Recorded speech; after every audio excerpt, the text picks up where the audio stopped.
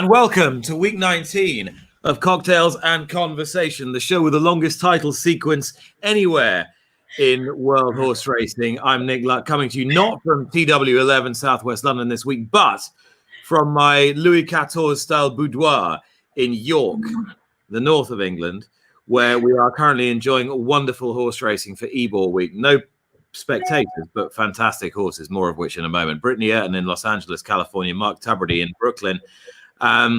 Guys, great to see you again. That is a serious headboard. I mean, I'm transported back in time via your hotel room. Thank you for that. It's a bit special. This is the Grange Hotel in York. It's one of my favorites, and I'm very lucky. I'm being very well looked after this week, so that's very nice. Mark, how are you? Doing well. I was going to say, Nick, the background is larger than life, just like you. But no, you've got a great scenery today. I'm doing very well, guys. It's been a nice, busy week here. I think I mentioned last week I was doing some virtual cocktail classes. So sure enough, people hung in there for a full hour and a half of me geeking out on cocktails. So I had a blast doing it. It was really awesome. How'd it go? It was fantastic. We did 2 back-to-back, believe it or not. So that was Friday night. I did 7 to 8:30 and then 8:30 to 10 o'clock. 2 different groups of about 20 people across the states. We covered 5 different cocktails. Of course, I loaded them down with history. It was really, it was very sweet because we were basically doing it for the birthday of a friend. Mm-hmm. And I guess her son walked by at one point and caught a little bit of the presentation. He said, "Mom, is this a birthday party or a history class?"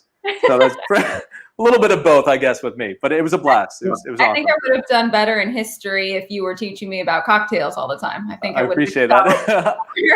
I probably would have done better, too, if that was the subject. But yeah, doing well, guys. I love your history. You're very much a Renaissance man, and it's not just about the drinking; it's about what goes into the whole process. So. Absolutely. Yeah, I mean, I always tell you, I love the science behind it. I love the history. So even my kids know that too. They know I'm a geek about it, but I think they respect the fact that I approach it with that same sort of interest and passion and commitment that I hope they do with whatever they're passionate about. So really, it's the same thing. When you find them face down after a heavy night out, they'll tell you the same thing.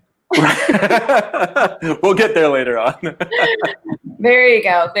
Well, Nick, fill us in on the sensational racing you've been witnessing at York this week. Well, it'll have a big impact, I think, on the Breeders' Cup. York's always been a heavy week for Breeders' Cup Challenge winning your in races. This week, no exception. Yesterday, you really felt that this was a sort of performance that you wanted a massive crowd to see, and obviously we can't have that, but Gayath was a wonderful winner of the Juddmonte International. I was really hoping he could open out on a track like this, a very fair, flat track, which would suit his long striding galloping style, and he did. And it was great to see. He beat 4 terrific horses. And let's not forget, in the 3 Group 1s he's won this season, he's taken the scalps of Stradivarius, Enable, and Magical. So, and he's done it easily every time. And I still don't think he really is getting the credit he deserves for being what I believe to be the world's best turf racehorse. And if he turned up in the Breeders' Cup turf, which was mooted as a possibility, he's still, with our books, 9-2 or 5-1. He shouldn't ever be 5-1 for any horse race anywhere ever. So if you thought that was his target, then great. But interestingly, I had a chat with William Buick this evening, his rider, and I said the same thing to him, and he went, he said, "But what about the Breeders' Cup Classic?" Oh. Putting it out there. It was a winner you're in for the Classic anyway. Mm-hmm. He's a Dubawi, so they can go on the dirt. Mm-hmm. He's got that kind of style, so he's got that aggressive run style. So that'd be something to consider. That would be epic because, the turf might be a softer spot for him. I'm trying to think of the leading turf horses right now going a long distance in America, and there's no one that really jumps off the page. We don't have the bricks and mortar anymore now that he's retired. Yeah. So that will probably be the easier way to go, but why not take a gamble? No better place to do it in the Breeders' Cup Classic. Like, think about the glory to go with that if you were able to switch surfaces and land that big prize. It's fun. I'm a big fan of Love, though. Oh, what a perfect name for a sensational horse. If Coolmore do a lot of things very well. The world's most prolific stallion operation and breeding operation. They do seem to name their horses well. Sue Magna has had that very much wrapped up for many years now, and Love is their latest superstar. And of course, being a 3-year-old filly, wherever she runs in the world now, she gets massive weight concessions for her gender and and her age. So, she's going to have a huge advantage wherever she runs. So we've got this possibility of the Arc de Triomphe in Paris and the Bois de Boulogne in front of 20,000 people potentially in October, where we've got Enable, Gaiath, Stradivarius, and Love. And if that comes to pass, then we will all rue the fact we can't be there if we're coming from England. But boy, oh boy, what a prospect. Well, Mark, we've got plenty of names that Coolmore could use for their horses in the future if they would like. Yeah. Absolutely. We've got our list working here. Some great ones. Mark, what's on tap tonight for cocktails? Well, it's funny that you bring up the names, because the Dickinsons, who watch every week, they said this could be the return of the Forceful Muddle, because we are making a Kapiroska, which is an awesome vodka variation on a classic caipirinha. So we're going to be covering that. And then also kind of a poolside boozy Palmer, I guess, that I came up with. So it's got some bourbon, peach schnapps, iced tea, lemonade. So a lot of good stuff. I did a trial run on both these drinks the other night. I got to tell you, they're perfect for summer. So I'm really excited about doing those demos. Love it. Yeah. Well, we've in the past brought some luck to those on this show in the Win and You're In races. You think Jack Sisterson and the Personal Ends, and last weekend, Swiss Skydiver and Kenny McPeak dominating in the Alabama. He pretty much committing 100% to the Kentucky Oaks. So looking forward to that. And I'm not going to lie, I'm a little biased. I hope we bring some luck to the connections that we've got on our show tonight, as Saturday is a Win and You're In for the Breeders' Cup Classic, the TVG Pacific Classic. Nick Luck. The TVG Pacific Classic, yes. But I've been quite dutiful about calling it the TVG Pacific Classic. Well, in all correspondence. I don't know if I've noticed that. Yeah, and we have an even. I might get fired if I don't call it that. Even money morning line favorite in this much storied Maximum Security. He made heavy weather of his comeback at Del Mar last time. Britt, what do you think this time? I think he's going to be even fitter. I think that it was a battle down to the wire with Midcourt. Midcourt appears to be the type of horse when he's on his game, he is very tough to beat, and Maximum Security did beat him by a nostril, it appeared, but it's going to be a 6-horse field. It looks like smaller, of course, with all the restrictions in place. You're not seeing a ton of horses travel around, but he will be a shorter price than that, I think. Midcourt right now is, I believe, third on the morning line, and Higher Power looking to defend his title. But who we're talking about right now is a pair teaming up with a long shot. If you're a Star Wars fan, you will like this horse name. Dark Vader, ridden by Italian sensation Umberto Rispoli, who is joining us from his place in Del Mar. Umberto, happy Thursday. How are you? Hi, very good. Hi, everyone. Hey, how's it going, Umberto? Very good. We talk a lot about how you've taken California racing by storm the moment that you got here, currently leading rider at Del Mar, but you've had so many travels before that. Give us just a little bit of a rundown of where you got started and how you ended up in California. Well, it has been a long journey, because I do start my apprenticeship in Italy, and after I've been twice Italian champion jockey, I was happy to discover something different around, and I was interested by Japan at the beginning, which I've been there for a couple of seasons, and after that I had a chance to move to Hong Kong for a small short-term license, and then I had a great winner on the last day of my contract, which was the Queen Elizabeth. Over there, I met my French agent, Alexis Dussault, which he brings to me to France, and I spent 4 years there. After I was feeling to change something, so I moved back to Hong Kong for a full license, and I stayed there for 4 full seasons. So the first 2 seasons, they've been quite okay to me. I was wishing that something was going better, but unfortunately wasn't. So I met Ron Anderson last year in Saratoga, and he was the guy bring to me in California. Umberto, I'm intrigued to know what you learned from racing in Hong Kong. Clearly, you were a very talented jockey in Italy. You've ridden in most European countries, but what was it about that colony in Hong Kong that sort of brought you on as a jockey? Well, Nick, to be honest with you, I was a feeling that I couldn't do something about my riding style in Hong Kong. So that was my decision to move from France to go in there. Hong Kong is a tougher place. It's a tough place. It's a mental place, which you have to work with your mind. I mean, you work as an agent 24 hours because no agents allowed over there. So it's tough. You have to figure out every day which horses you're going to go ride in 15 days, and the following week you have to keep it up with the trainers and owners. And it's difficult because you, as a jockey, you just would like to focus on your job and about racing. But unfortunately over there is not like that. It's a very tough place.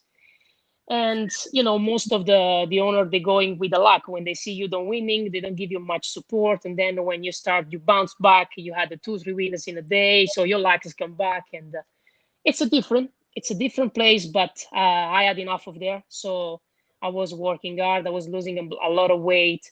I come back twice faster from 2 serious injury. In the shorter time, which sometimes first time for my knee, the doctor asked me to stay off for 6 months, and I come back in 2 months and a half.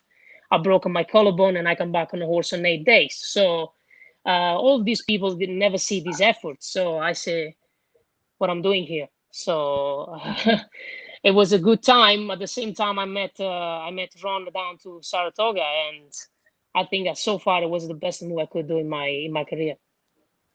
That's putting it lightly. It's been fun, Nick, to watch what Flavian Pratt, Abel Cedillo, Mike Smith is jockstream out here in Southern California, to see the competition between all of them. It's really been fun to watch it happen. Did you come from a racing family, Umberto? How did you get into it?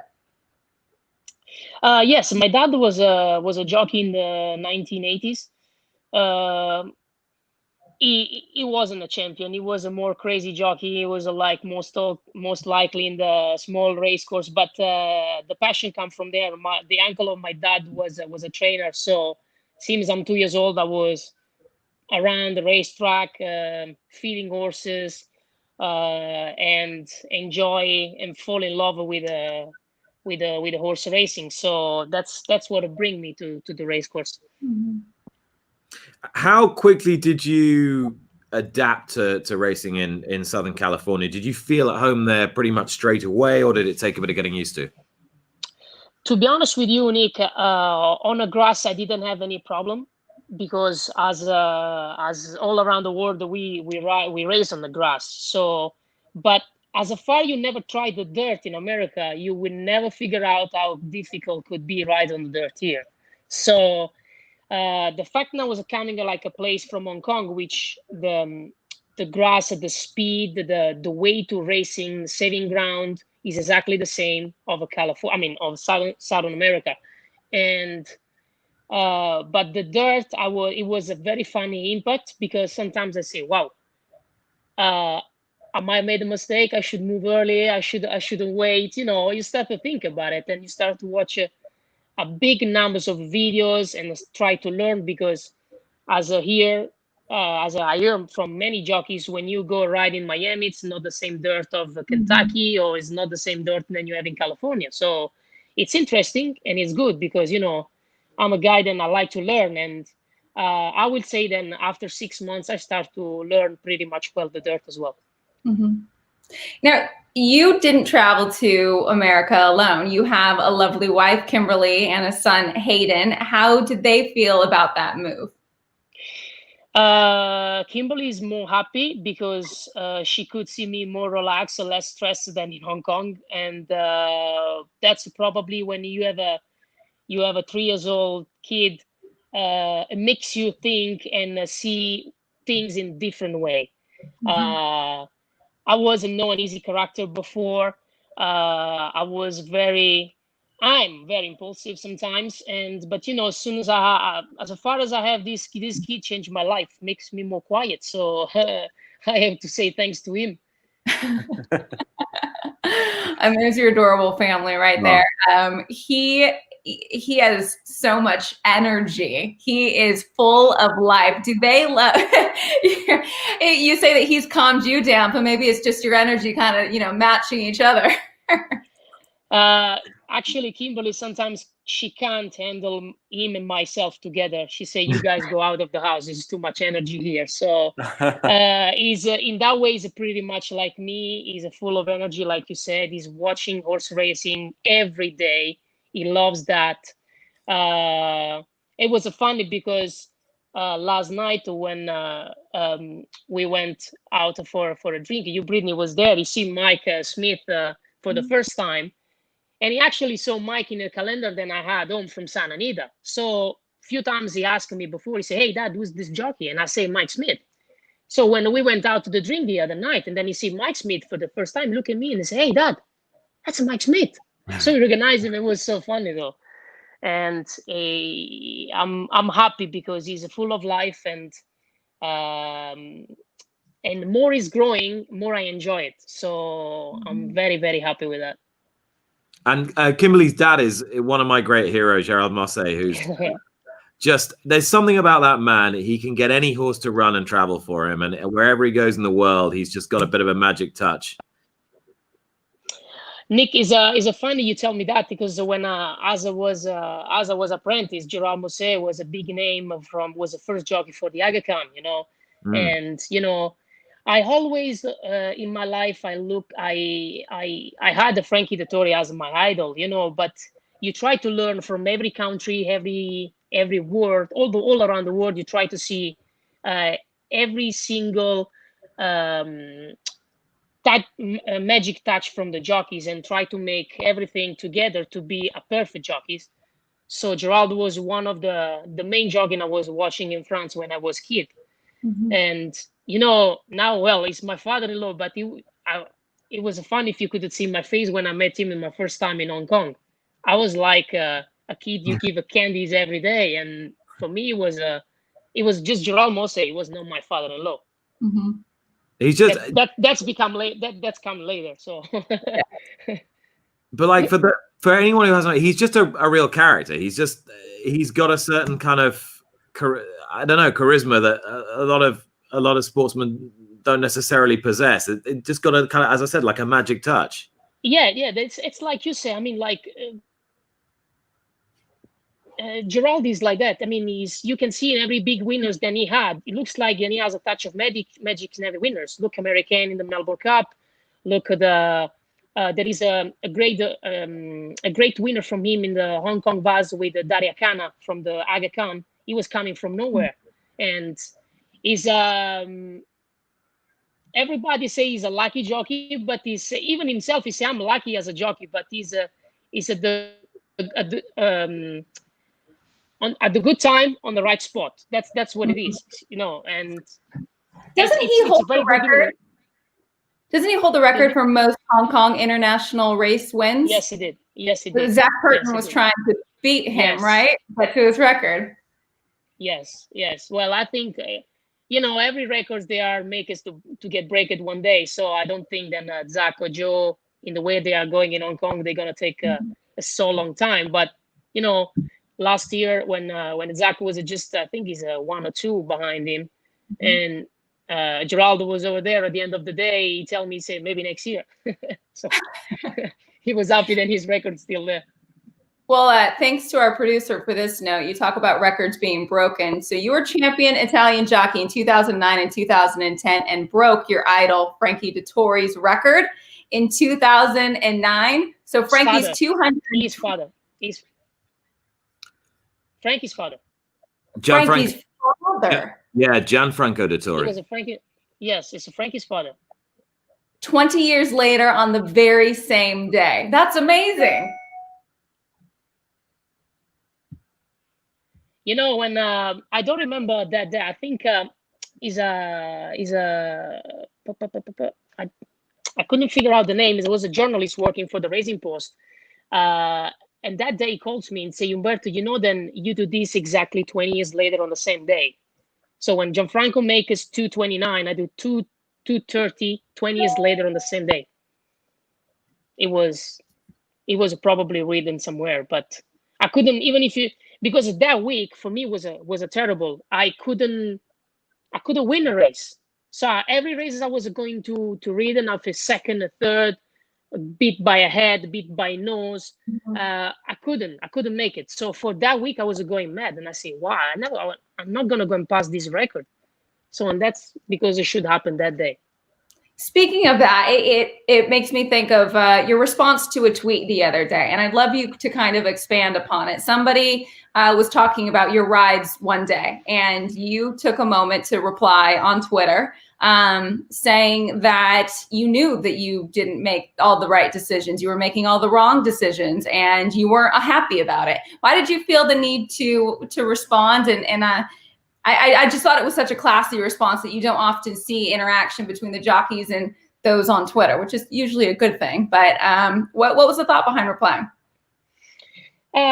I don't think that the tweet of the guy was, I think he's a guy that he supports me because going to see what he was saying before, that tweet was not that bad. But, when you read the tweet, you say, my guy today, he couldn't win the race. So he probably is a guy that is always betting on me. But I have to tell him the truth, because every single movement I make on last Friday, it was a wrong one.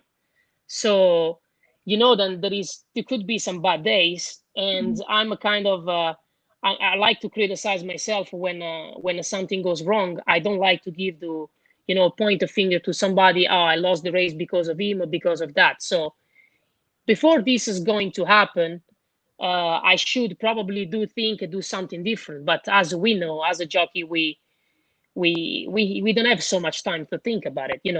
The only things I reply to him is, I just want, and he think, tomorrow is going to be another day. Umberto is not upset about today. I was very upset. I mean, I come back home, I was very upset,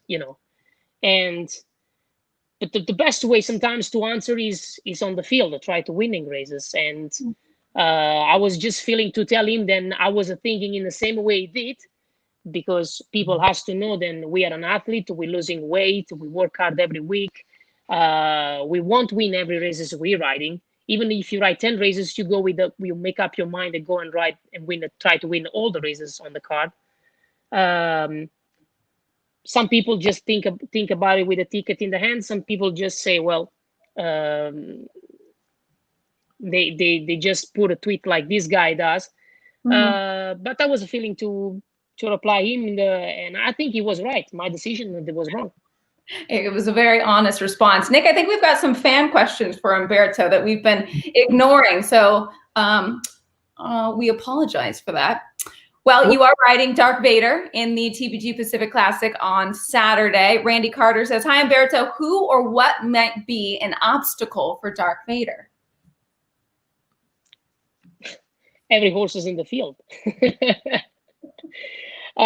He's a lovely horse. The race is tough. We are going against the best horse, which is Maximum Security, the world best horse on the dirt so far.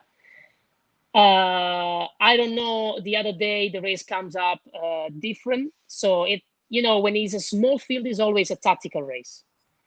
So we don't have to forget that there is other contenders, and sometimes the bigger contenders, they just look about each other, and you can try benefit from that. So why not think about the Winning Pacific Classic on Dark Vader?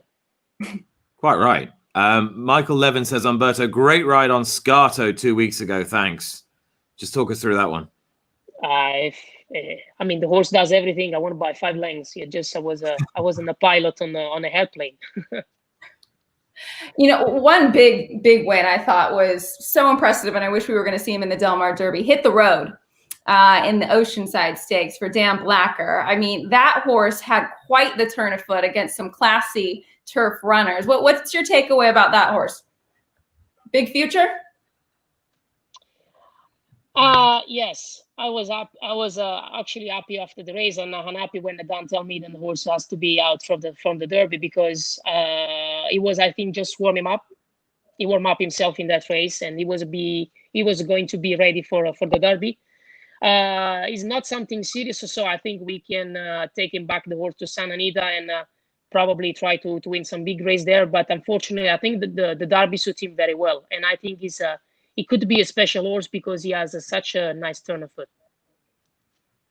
You hear from a lot of jockeys, and Nick, I think when we spoke to Frankie Dettori on here, or just other jockeys around the country and the nation, they're driven by these big time races. The Breeders' Cup, the Derby, the Epsom Derby, the Arc. How much do those big races drive you and motivate you?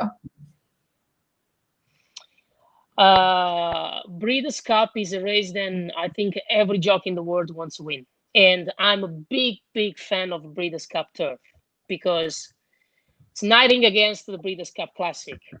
But I think Nick can understand me on this because probably we are European and we are thinking that way. It's on a classic distance of a mile and a half. So in a mile and a half, you have the best horses in the world. You're going for the Arc de Triomphe, for the Japan Cup and the Breeders' Cup turf. I'm a big fan of that race. One race really make me crazy when I was a kid was when Fantastic Light beat Milan in the Breeders' Cup, when Johar and I Chaparral they did it. When I was supporting Fal Brava as an Italian horse, he get beat by half length. So was I.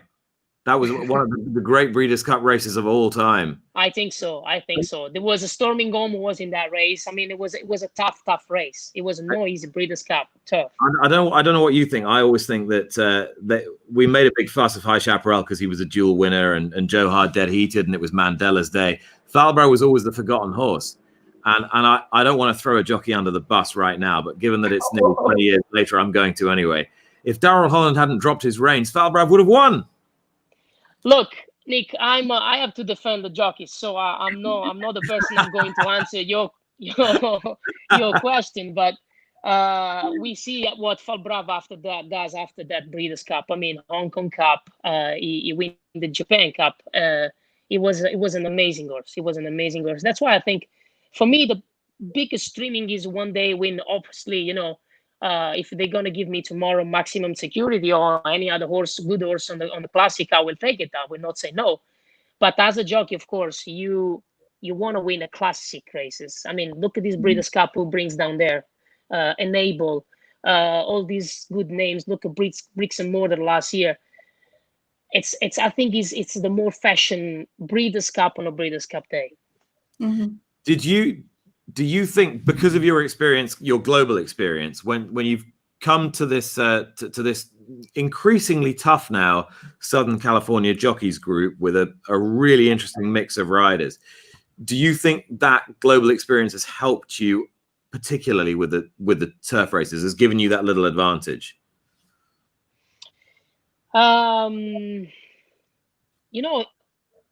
I don't know, because as I'm riding only here in California, I would like to try as well the Kentucky and New York, because obviously it seems I'm here, I'm comparing with tough jockeys as well in California, and I would like to see myself even down to Churchill, to Kinlan, to Belmont, to Saratoga, because I'm watching races every day, and it looks like the race on the grass over there, they're different, but they are really catch my eye as well, because I can see there are tight races, and you have to be very clever and smart. But what I'm thinking is then to riding with a good jockeys and make you a good jockeys too. So I don't know if it's an advantage for me coming here, riding right away on the grass instead of the others, but I could see there's some good riders on the grass here as well. And Del Mar's a unique course too, with those tight turns and everything. I think we were following your stats on the turf at Del Mar, Umberto, and it was something absurd. I think 75% of your winners were on the grass course, and just, dominating and talking about how, you're saving grounds, and your style on the turf course just really suits Del Mar. Do you have to, because it was your first time riding over that turf course this year, I mean, do you have to make adjustments pretty quickly because of the configuration of these courses? Is it something that you pick up pretty quickly? To be honest, before I quit Santa Anita, I was watching a lot of videos from Del Mar, And to be honest with you, as I saw Flavin was the leading rider, I watched most of his winners on a big day. Of course, you try to learn from everybody. But as I say in most of the interview, Flavin is always a guide, and you want to follow in the pitch because he's always on the right spot. After, it was good for me because my first impact with the track was wonderful. I like the track and a good pace in the race. You need everything for you. You need a good draw. You need a safe ground, and if you have a horse, you can easily win the race. Mm-hmm. Well, Umberto, we're going to bring in our next guest now. He's a man who doesn't need much introduction, but my co-host is reluctant to big him up too much in case he gets big-headed. Here he is. He is the one and only multiple Breeders' Cup winning trainer, Mr. Peter Urton. Hi, Pete. Nick, you're too kind. You're too kind, my friend. How you guys doing, Nick? Umberto? Hi, Brett. Hi, Pete. How are you? I simply speak the truth. You're looking far too well. The man who gets younger every day. Yeah. Frankly, proceeding further and further. I just keep dropping my head down, so it looks like I've got some hair. Clearly, life is being good to you at the moment. No, couldn't be better. I'm very happy considering the way things are going. The pandemic and everything, keeping everybody kind of locked in. But it'll be behind us hopefully soon, and we can enjoy a full life again. It's just it's got to be hard on everybody, though. But and how the horses been? Have you been happy with 2020 so far? Yeah, I mean the first quarter obviously was a little bit odd for us with the Santa Anita disclosure, and me sending horses to Arkansas was kind of different for me, and not actually being there, sending my assistant. But it's picked up, since Santa Anita reopened, and then down Del Mar. It's been an interesting year to say the least. I've loved watching the partnership between you two evolve. Every winner at Del Mar thus far has been ridden by Umberto. What do you think works? I'll start with you, Umberto, between this partnership, because it's been a joy to celebrate these victories with you.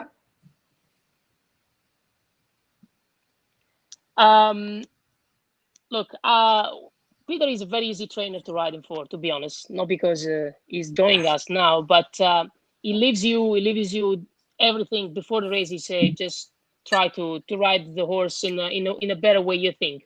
And I like because every time before you jump on the horse, the main words he tell you say have fun, and that's make you so relaxed on the horse. Mm-hmm. And it's more easy for the jockey when there is no much pressure, no much distraction, because sometimes races never come up as you think before the race. So it's good then. Hey, Pete, we're obviously having a few little connection issues with Umi's connection, but we'll try and get it back perfect in a moment. But just tell me, how soon did you figure that this was a guy that you wanted to get on your horses? I mean, how long did it take you to think, right, hang on a minute, I'm going to get a massive advantage here? It didn't take long. I mean, opening day, first race in the car to Del Mar. So, I mean, this colt has to be up close. And sure enough, he gets away bad, and this guy he sent him into a position of win, which you have to do on the dirt. You can't, the break is everything, and he took, he did the best he could do, and he ended up winning the race with an amazing ride, even claimer on dirt, which, Scott finished saying it took him a little while to get used to the dirt, but he does what he has to do for every situation that comes up. You don't need to tell him a lot. Just he knows what he's doing.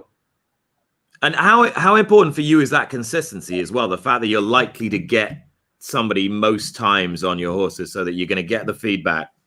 Well, I don't want to overkill it and think it's just like an automatic, I want to put him on horses that I believe are live, and so far he's making the best of everything I put him on. And whether we're running seconds or thirds or winning or running up the track, he has a lot to say after we're done. And that's really key for me, to get some information on what happened, not just when we win. It's easy when you win. When you get beat, you try to figure out what's going to make it work. So he's got a lot to say, and that's one of the most important things to me. Yeah, Umberto, I've noticed that after a race, even if you're not riding the horse, you'll have some feedback about that runner. Have you always been like that? Yeah, I mean, I learned with the time. So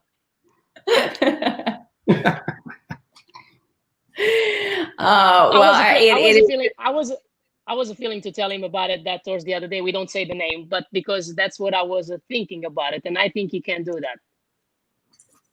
But we don't say the name of the horse. Yeah. Well, let's close it out before we let Umberto go. We'll make a cocktail on here. Dark Vader, Pacific Classic. Dad, your thoughts on him in the race? Well, like Umberto was saying earlier, it's a small field. We're probably going to have 6 in there. I think Sharp Samurai will be running, so he's another individual that could very much move up on the dirt. Mid-court, if he gets away out of the one hole, he may not break. I mean, there's just so much, tied into how the first part of the race is going to handle. It's a 1.25 miles. Maximum Security's got this outside now, so he's going to put pressure on because Bob likes, front and foremost, he likes to be up in the race from gate to start. So where he's going. Higher Power, another one that's going to stay up close. The Argentine horse, it's tough to say what he's going to do, but for the most part, he's going to be a closer. And Dark, he could be anywhere you want him to be. He's been close up in sprint races. He's very tactical. It's going to be very much a jockey's race. It's going to be fun to watch. I can't wait. Umberto, no pressure. No, but it's not only him; it's everybody. It's going to be fun. It's going to be who can get the 1.25 miles. My horse is yet to prove he's going to get a 1.25 miles, but I think he will. But who knows until you actually do it? So I'm agree with you that it's going to be a very tactical race. I think it's going to be tactical because for sure in my mind I knew then the mid-court and higher power they can do the distance for sure.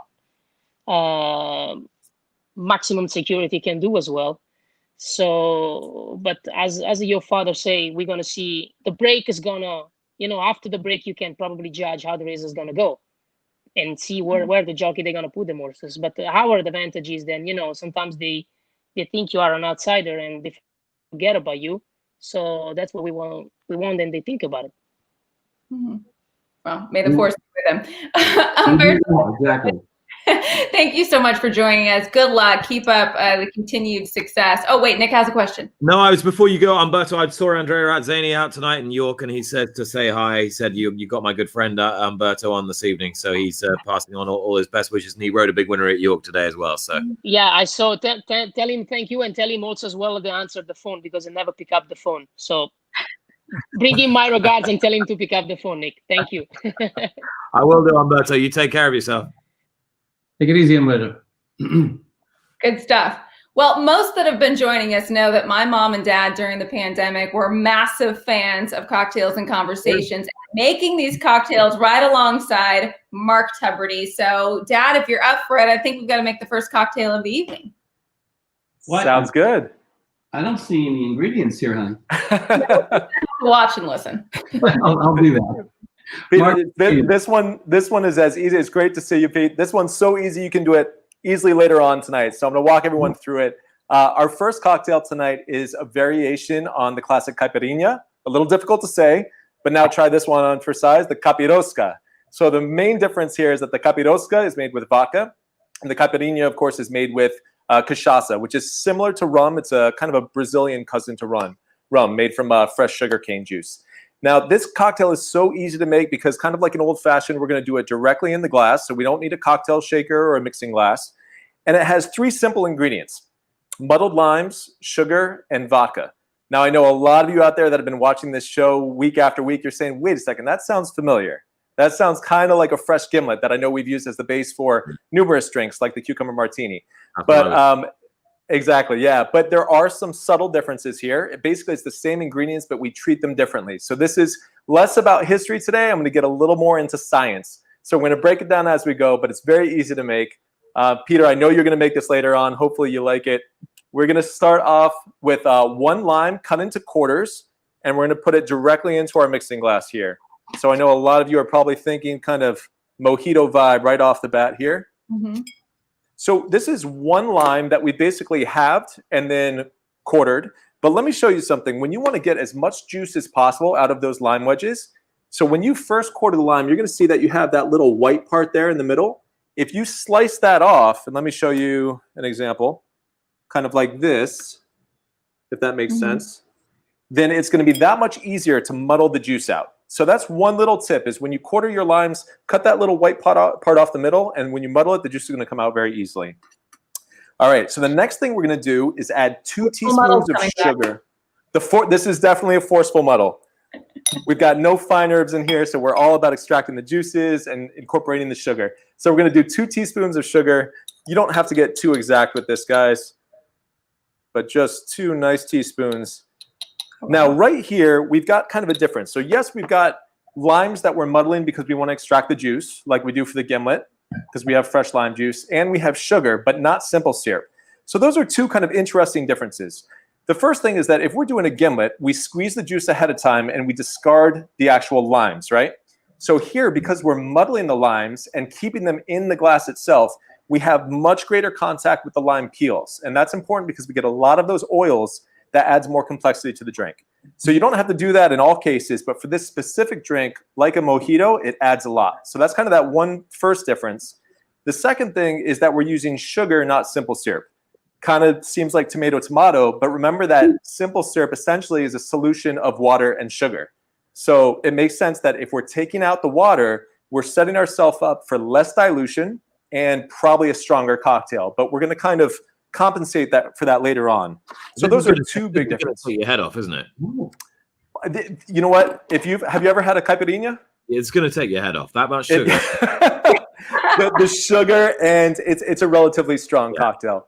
But it's a lot of fun. It's easy to make. And again, if you're outside on a warm day, this is one to go. So we're going to do our forceful muddle.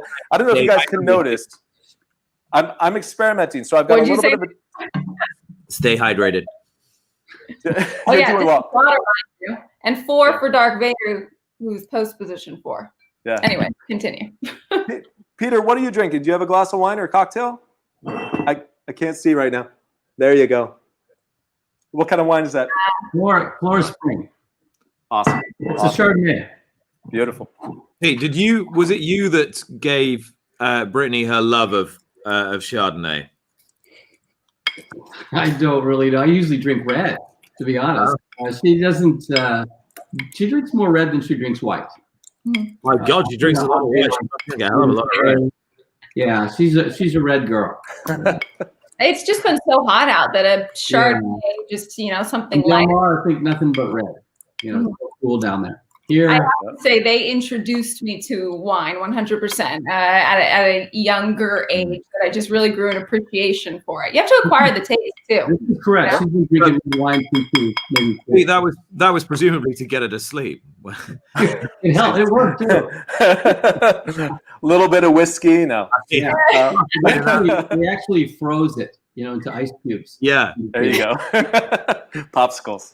Yeah. All right, guys. So at this point, you should have something looking like this. We've got a mixture of that lime juice and the sugar. Dorian Dickinson said, fun fact, after your 3rd one of the day, Kapiroska is a lot harder to spell. So we just saw that on his comment. They've been awesome making the cocktails every week, just like your parents, Brittany. So now we are going to add some vodka. So again, only 3 ingredients on this cocktail. It's very, very easy. The vodka is going directly into the glass. We're going to do 2 ounces. So I was going to say, I've actually got a little bit of a table here. So hopefully it's a little bit easier for you guys to see some of these actions. I'm evolving with the show and trying to improve on these demos for you. Okay, so now the main thing that we've kind of left out here is we don't have a lot of water. There's not a lot of dilution. And on top of that, we're not shaking this cocktail and we're not stirring it, which means we're not diluting it in that sense either. So this is setting us up for a very strong cocktail. But what's amazing, these things kind of work themselves out. This particular recipe calls for crushed ice. And if you remember me geeking out about ice a couple of weeks ago, you might remember that I said the smaller ice is, the faster it melts.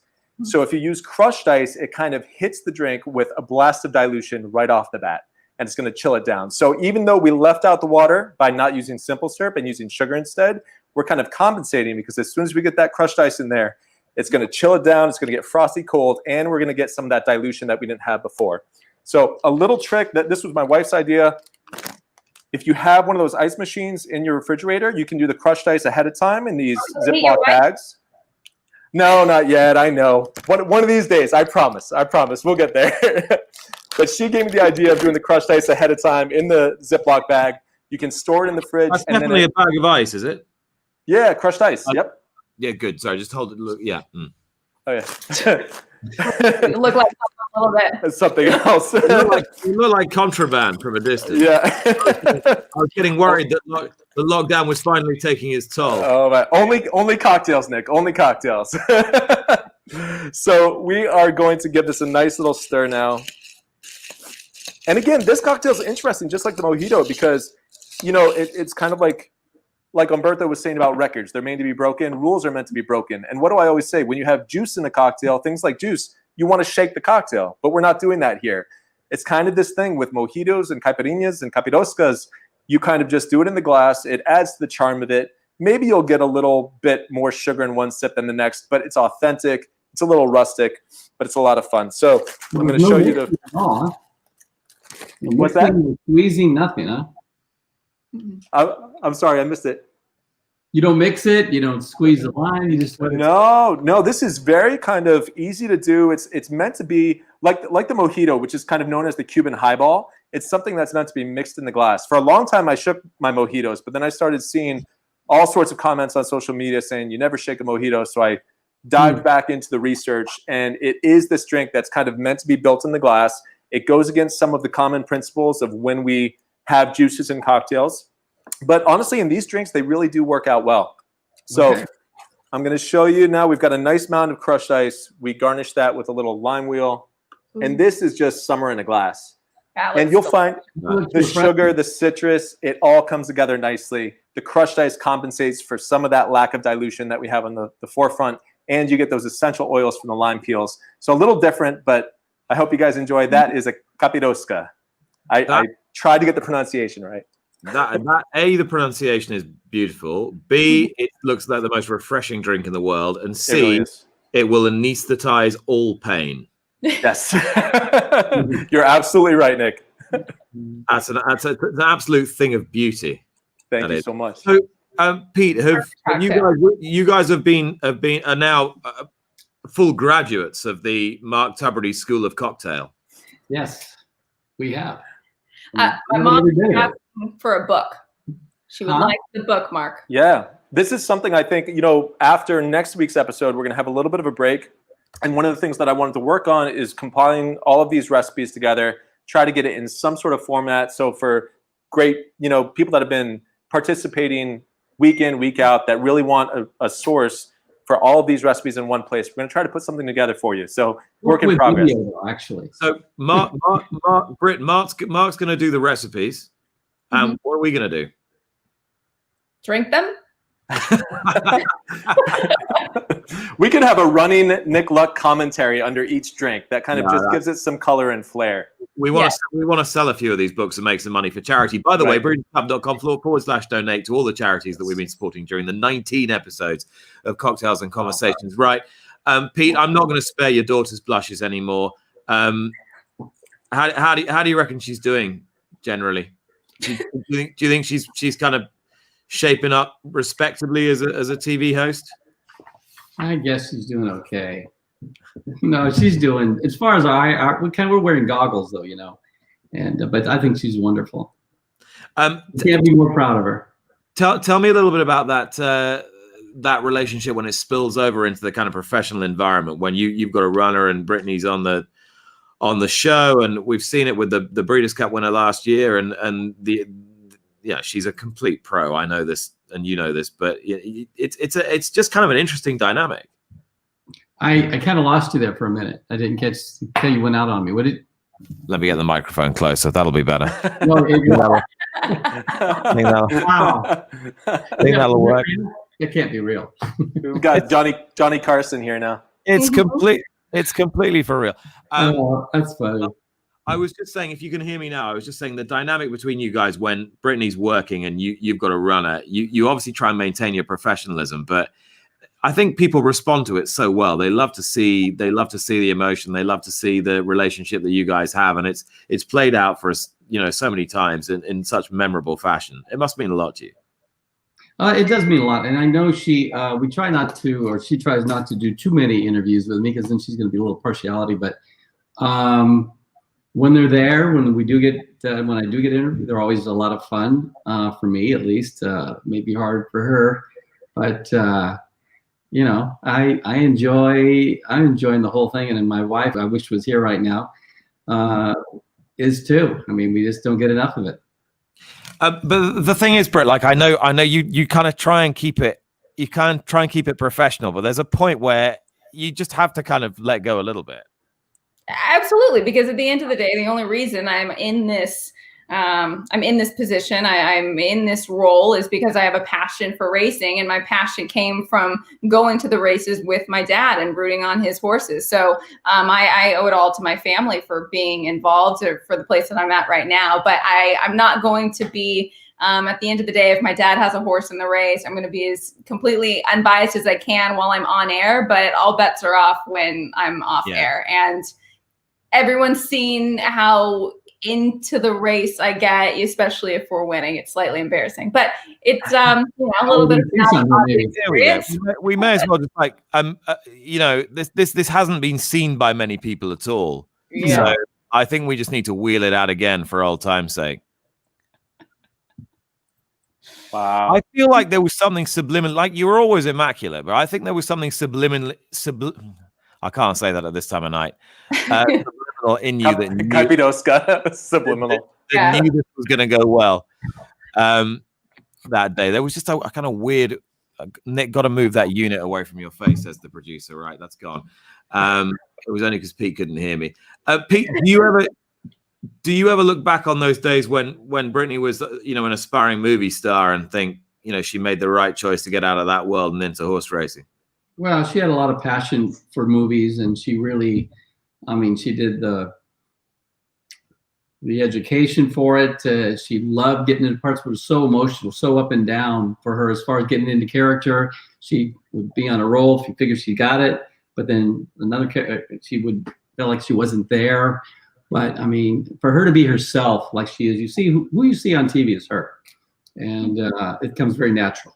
So it's a lot easier for her, being herself than it is getting into somebody else's, character. So I think she's totally going to change the conversation and take it off of me. Dad, I loved seeing your smile after that Breeders' Cup victory, just ear to ear. I was lucky enough to be standing next to you when you won your first Breeders' Cup race. You really talk about how these are the races to point towards. Go back to when Champagne Room won and she was coming down the stretch. What was that moment like for you and for your career? Well, obviously it was pretty damn emotional. Sharon was there, who we just lost this year, and there was no pressure on us, on me especially. To win at the price that she was, but we really never lost the confidence in it because we knew if she breaks and she's going to be up in the race at Santa Anita, at least she's going to be tough to beat. And to see Mario get that way, and I think I must have been lost my voice yelling so loud. And I think you were right next to me, Britt, if I'm not mistaken. Mm-hmm. And then Sharon was a few boxes away, and it's hard to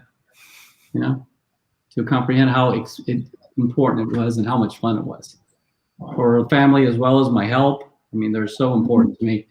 And the owners, from Joe and Sharon, those two have been in it for like over 20 years. But it was pretty cool. How long did you dream of a moment like that? If many people don't know your background in racing, that was Champagne Room, and there's my lovely mother.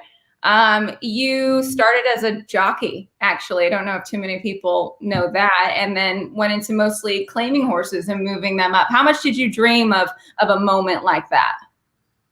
I didn't ever really think it was going to happen, to be honest. I was strictly into the lower end of racing claimers, and I had a lot of fun with it. I was very pleased and happy with the way things were going. Never assumed I was going to have those kind of opportunities. And when Mr. Alicia passed away, we had a few horses that went on to win a couple smaller stakes, but from Sea Dreams, who my email is after,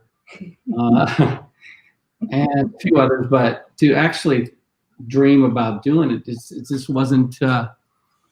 I didn't dream like that. I've always hoped for it, but I didn't figure it was going to happen. But 2011, we bought a nice filly called Wee Miss Frankie. She went on to, I think it was my first grade one, actually, and she went on to the Breeders' Cup, and it's never figured I'd win one though. And now two. So let's see if you can win the Kentucky Derby, right? Well, now you're dreaming. Well, that's a dream, Nick. That's a dream. Well, you say this, but you have now developed this slight reputation as a giant killer on the big stage. These horses always win at huge odds, but you always have great faith in the ability of the horses to perform on the day. Well, they're going to go there ready. That's a certain. Whether they can do it, and we're going to be the long shot, the dark horse, so to speak. But we're going to go there with our best shot and a lot of hope, and physically we'll be ready to go. So we'll see what happens. I'm excited about it. We'll just have to see how it plays out. So give me your perspective on Storm the Court through this year, through 2020. Are you pretty confident this horse is not a busted flush and you've still got some mileage in him? Oh, he's a pretty happy horse. He's doing things his way right now. I know there's that big one in him. His race on the grass was almost like a good workout, which did him well. He didn't have to put out a big number, he didn't knock himself out by no means. We'll see how he works on Saturday and the following week. If he looks really good, we'll go. Were you just trying to sweeten him up a little bit? I was just trying to see if there was, other freeways to go on. Give me lots of options. I know he can go the 1.125 miles. It's just a question of, can he be better on grass? I didn't find that out. I know he's not any worse. He had a pretty rough trip in Ohio. He went quite wide. He ran a good race. And I don't think he's laid himself out there this year yet. Now, speaking of Ohio, I have to share with you one of the great moments that I've shared with Brittany, which was watching the Ohio Derby. Yes. 2019 in a restaurant in Richmond upon Thames in London. Where a phone was used to watch the Ohio Derby from Thistledown, which you won. And I would imagine the fellow diners in this kind of genteel spot are still not recovered from the... What time was it over there at the time? I can't...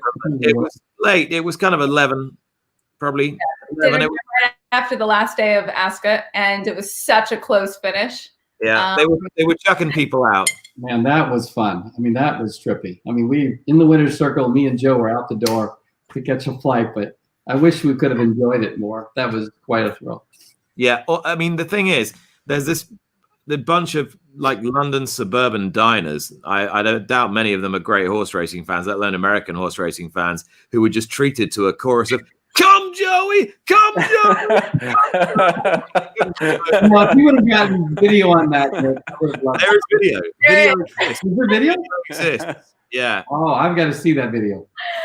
I think that from that performance to Storm the Core and also draft pick in the TVG Pacific Classic last year, the cheering has evolved, but I'm pretty positive that Nick Luck will never step foot into that restaurant again.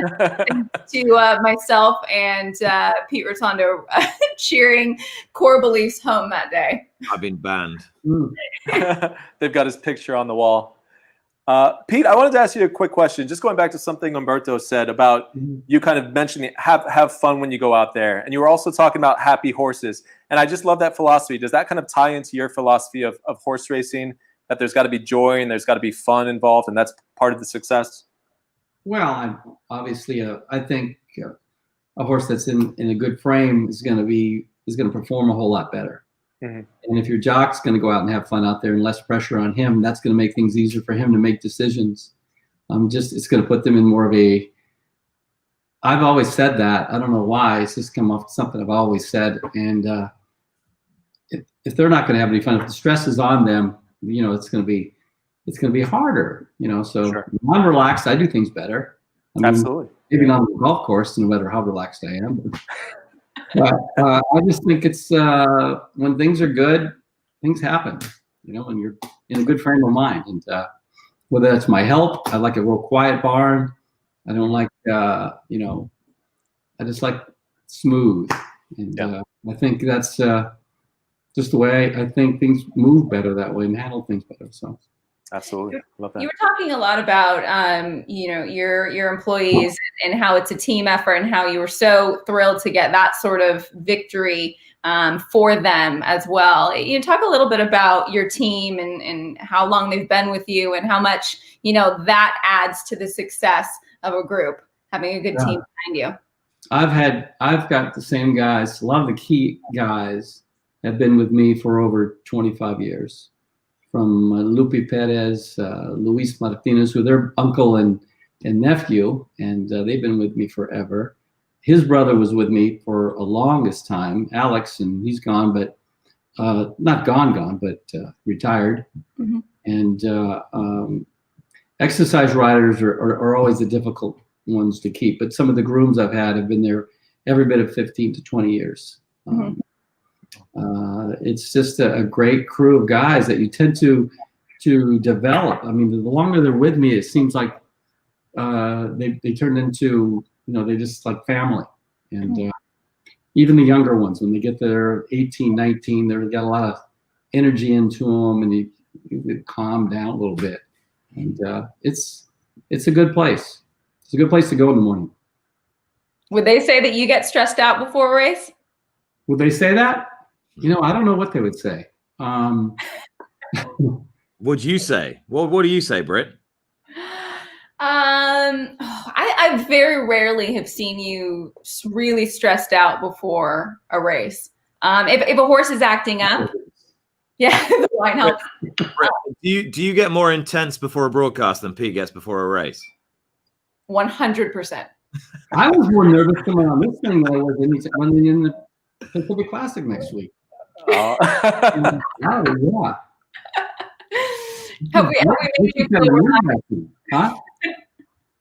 Yeah. You guys all look like you're all back at home sitting there having a drink with somebody. I mean, you guys look pretty comfy.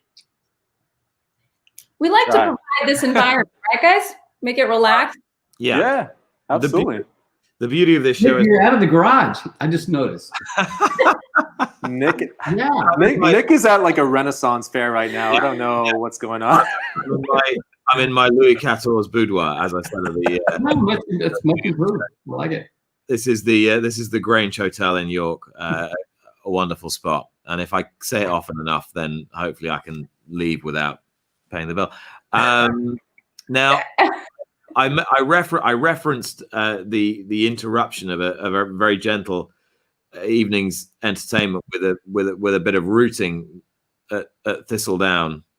I think we've actually got the video evidence. Here we go. Oh my goodness, I can't wait.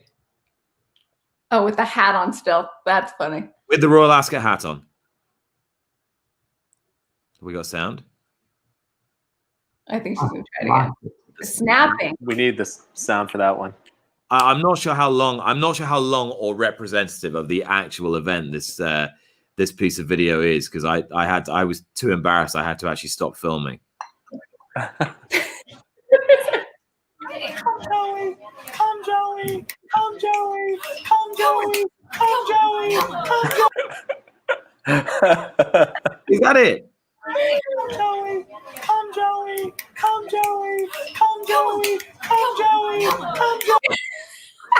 didn't hear that I'm trying to whisper. Come on.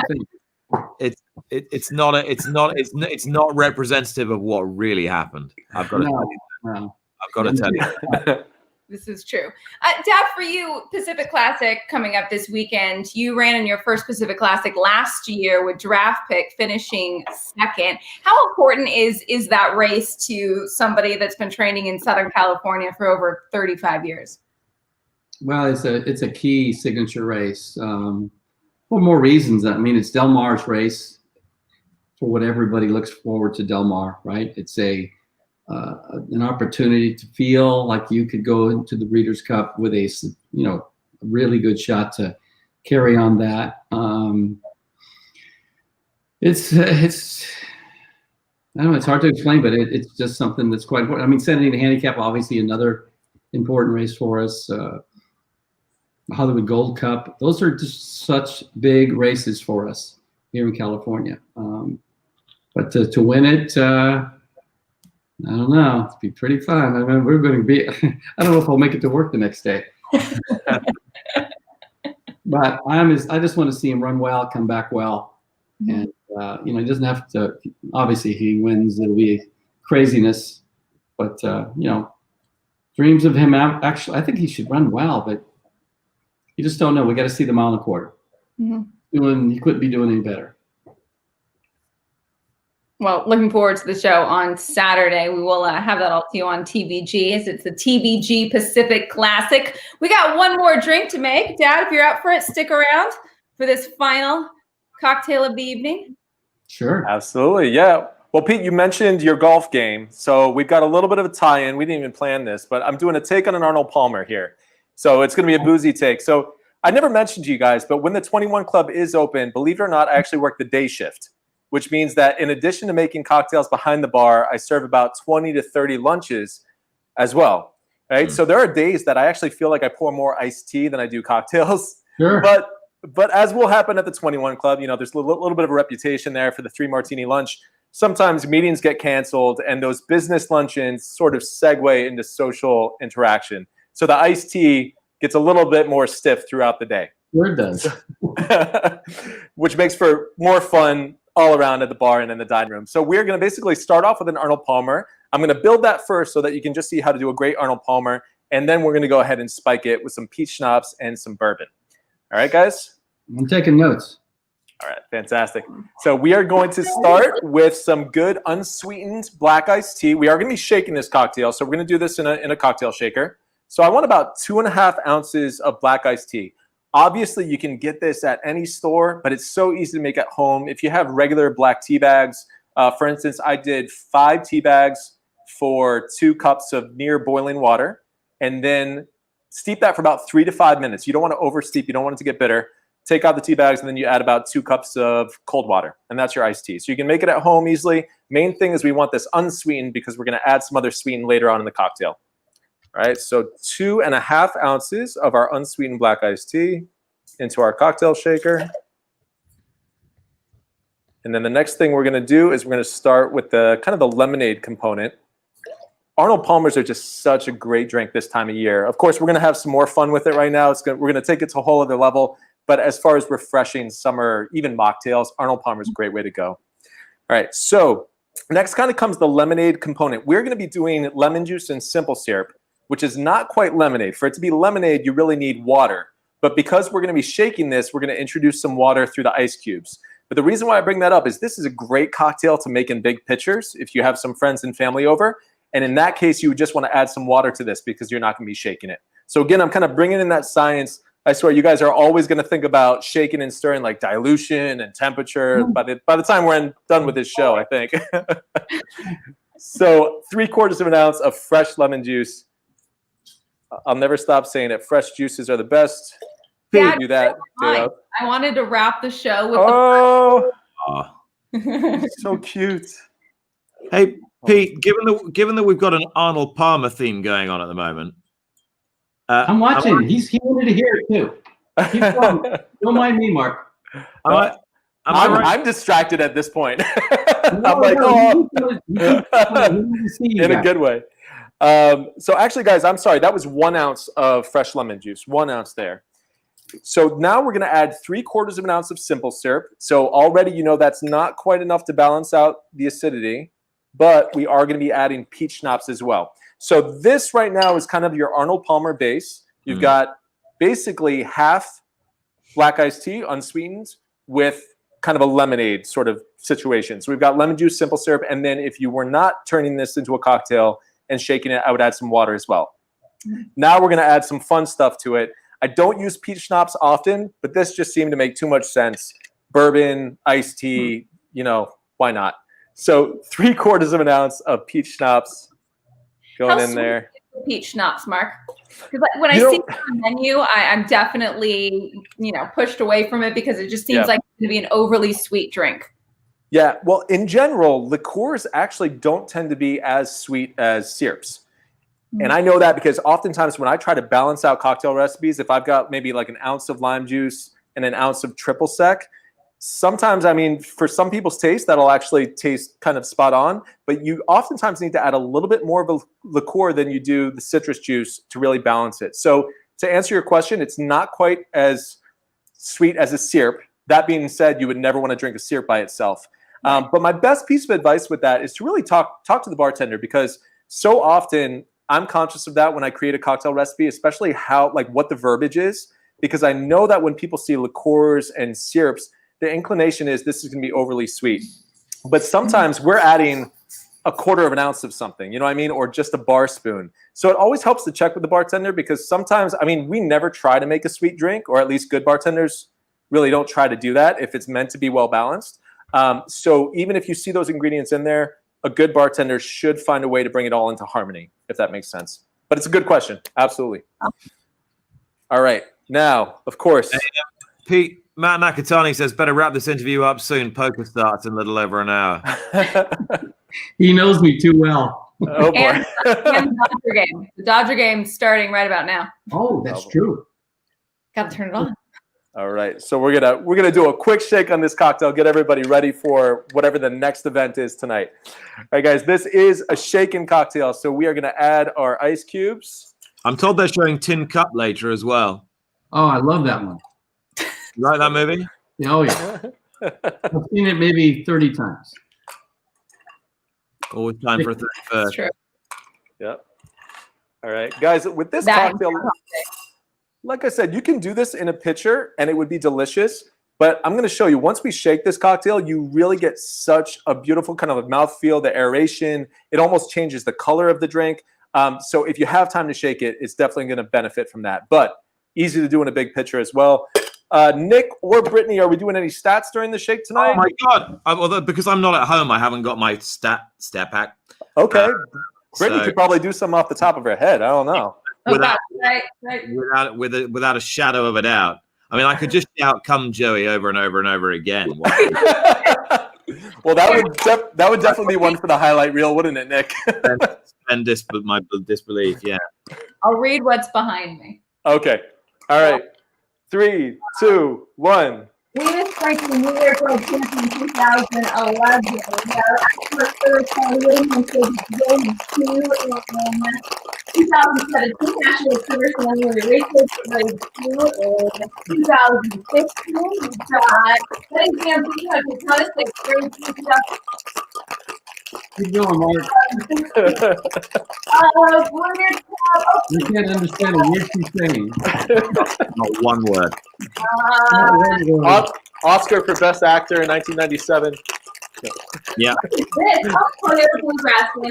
That's a favorite. All right. Look at that thing of beauty. We've got a well-shaken cocktail here. We all know that you have tons of accolades, Pete. Even if we can't hear them all, we know it. Did you not hear what I said? We got a little bit. We've got. All right. There's some favorites behind me.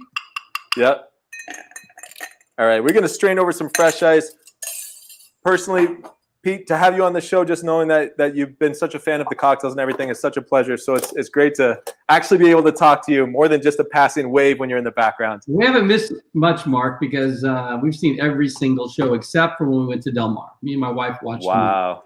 Oh, you guys are awesome. Can't wait to go to New York, visit the restaurant. Yeah, 21 Club. Once we reopen, I'll let you guys know. It's still kind of, it's up in the air, but we'll get there. In the meantime, this is the best way to spend my Thursdays, and it's definitely something I'm looking forward to. All right, guys, so you can see right off the bat, you've got a nice foam on top. The whole color is just really, really nice and rich and incorporated. So again, this is something that you could do in a pitcher if you're serving it to a lot of guests. But this, I'm telling you, it's a nice, exactly what it says, poolside Palmer. It's refreshing. It meets all the kind of criteria, whether you're kind of transitioning from a business lunch or you're just getting ready for your weekend. This is the way to do it. So delicious. Cheers. It looks really, really good. It looks very pretty, Mark, just like you. Thank you so much, Nick. I appreciate it. Oh, dear. Pete, thanks so much for spending time with us this evening. You guys, thank you. Made it so much easier for me. I was so nervous. Cheers,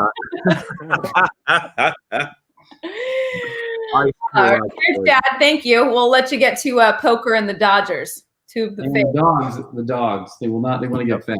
All right, take care. When Pete, Cheers, Pete.